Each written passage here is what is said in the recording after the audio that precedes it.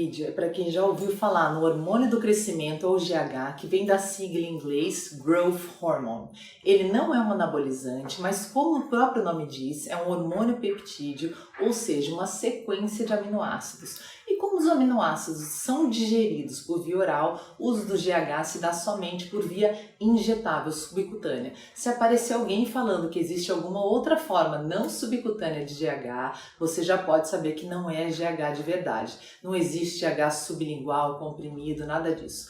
Mas vamos comentar sobre o uso desse hormônio tão polêmico e tão em moda, e como o pessoal da academia que quer ficar com aquele shape invejável e crê que o GH vai ajudar nessa empreitada.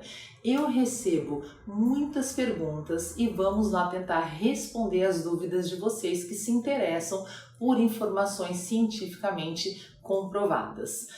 O GH funciona? É claro que esse hormônio ele tem esse nome porque ele tem uma importância no crescimento desde os primeiros anos de idade da vida da gente e ele age até que ocorra o fechamento das nossas epífises ósseas. Por isso os endocrinologistas pedem o raio-x das crianças que encontram-se em baixas curvas de estatura para avaliar se há necessidade de administração desse hormônio. Depois que passou desse tempo a epífise fechou, já não dá mais para agir. No corpo dos adultos, é claro, ele faz um anabolismo intenso em vários tecidos do nosso corpo e leva também a lipólise, ou seja, a queima de gordura, conferindo aquele visual rasgado que faz então com que ele seja bastante procurado no meio do fisiculturismo. É claro que quando a gente se depara com alguém super definido, com toda certeza não é só o hormônio do crescimento que está conferindo essa aparência, até porque ele por si só, ele não causa aumento expressivo da força física, há uma sinergia entre o uso dele e de outras substâncias, essas sim anabolizantes, para se obter esse efeito que eu gosto de chamar de efeito Wolverine, que muita gente quer exibir, normal. E como age o GH então? Ele faz sua função através de um intermediário que é o IGF-1. É importante você lembrar desse nome porque esse IGF-1 ou a somatomedina que a gente consegue dosar nos exames de sangue quando a gente quer saber como andam os seus níveis de hormônio de crescimento. Então o hormônio do crescimento no fígado é transformado em IGF-1 e esse IGF-1 vai agir no nosso corpo para simplificar bastante, tá? Se a gente entrar na bioquímica aí vai ficar complicado. Um fato importante é que mesmo dosando o GH, em cerca de 50% dos pacientes vão ser necessários outros exames complementares para um diagnóstico de deficiência do GH. Por vezes é necessária a realização de alguns testes provocativos, com a realização de exercícios físicos, a administração de algumas drogas, exames esses que são realizados no laboratório de forma simples e com cobertura dos planos de saúde, sim, tá bom? Mas e a deficiência de GH? Quais as causas mais comuns? Então a gente tem a deficiência na criança e no adulto. Na criança, por exemplo, é claro que podem ocorrer as deficiências congênitas, já nasce, mas também traumas durante o parto normal, quando pode acontecer uma ruptura de ácido da hipófise, que é o local onde se produz o GH, vão levar a um déficit. E o que é que vai acontecer? É um baixo crescimento nessa criança que vai precisar repor esse hormônio. E nos adultos? Traumas cranianos, tumores de hipófise, mas o principal, o aumento da nossa idade cronológica, o nosso envelhecimento natural vai levar a uma queda desse hormônio. E os sinais de baixo GH no indivíduo adulto? Nigi, o que vai aparecer na gente que vai levar a gente a pensar numa queda do GH? O aumento da massa de gordura, diminuição importante da musculatura, ou seja, da massa magra, sinais de descalcificação óssea que podem ser comprovados na densitometria óssea, aumento da gordura do sangue, com aumento dos níveis de colesterol total e de triglicérides. Podemos também ter um aumento da glicemia ou intolerância à glicose. Então, fazendo um paralelo, a deficiência de GH está muito ligada à síndrome metabólica, à síndrome X, que inclui outros problemas cardiovasculares, gordura no fígado, ovário policístico, e muitos trabalhos científicos apontam justamente o uso do GH como tratamento para essa síndrome metabólica, é claro, com outras coisas, mas vai reduzir a intolerância à glicose, melhora bastante os níveis de gordura visceral, que é essa gordura que está dentro da nossa cavidade abdominal, diminuindo então a circunferência abdominal e a esteatose hepática, que é a conhecida gordura no fígado.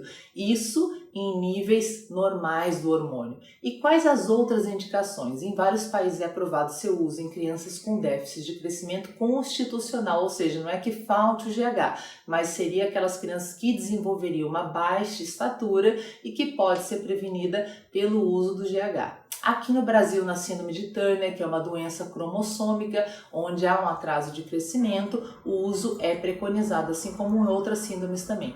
Pode beneficiar pacientes portadores de insuficiência renal crônica, HIV que perderam muita massa muscular, os grandes queimados com grande perda de massa muscular também auxiliaria demais a sua recuperação. Mas e o uso de GH na geriatria, para o retardo no envelhecimento? Essa sim é a grande questão. Essa é uma das grandes, imensas questões que me fazem no consultório. Na verdade, foi o mote de um estudo muito importante no New England Journal nos anos 90, com homens acima de 60 anos e que mostraram grandes benefícios do aumento da massa magra, fazendo a reposição do GH, e dessa forma criou-se esse mito que o GH retardaria o envelhecimento, o que de fato não é de todo errado. Mas a gente pensar somente em aumento da massa muscular e redução da massa de gordura é um pensamento muito simplista.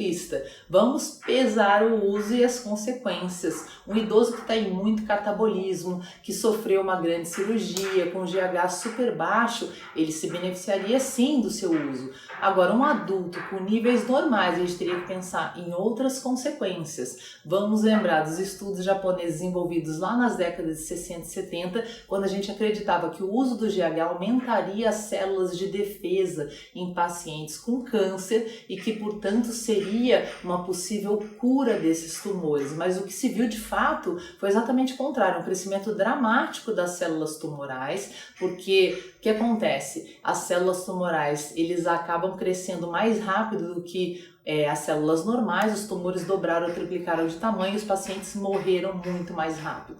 Então, de fato, o GH ele não causa câncer, mas se você não investigar bem o seu organismo antes de começar uma terapia, você já tiver um pequeno tumor latente, a chance dele ser anabolizado com o estímulo do GH é premente e vai levar a um aumento tumoral que pode levar a uma morte muito mais precoce. Então vamos pesar isso também antes de começar a usar, fazer um check-up geral.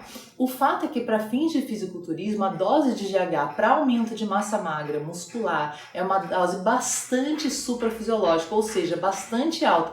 E sim vão entrar os efeitos colaterais, são dores articulares severas, aumento da pressão arterial, da pressão intracraniana, efeitos hiperglicemiantes, porque em dose alta ele aumenta demais a insulina, e além das alterações da aparência, né? Crescimento das cartilagens moles do corpo, junta dos dedos, do queixo, do nariz, orelhas, mandíbula, cotovelo, separação dos dentes. Isso explica por que os bodybuilders têm uma cabeça grande com formato quadrado e os dentes quase sempre abertos. E quando eu parar de tomar o GH, eu vou voltar a produzir? Bom, isso vai ser um problema se você tomar doses altas durante um tempo muito prolongado. Seu corpo vai entender que não há necessidade de produzir, isso chama feedback negativo. E com isso, há necessidade de se fazer um desmame lento para retomar essa produção do hormônio pelo seu corpo. Claro, né? Ninguém vai tirar de uma vez e o corpo vai voltar.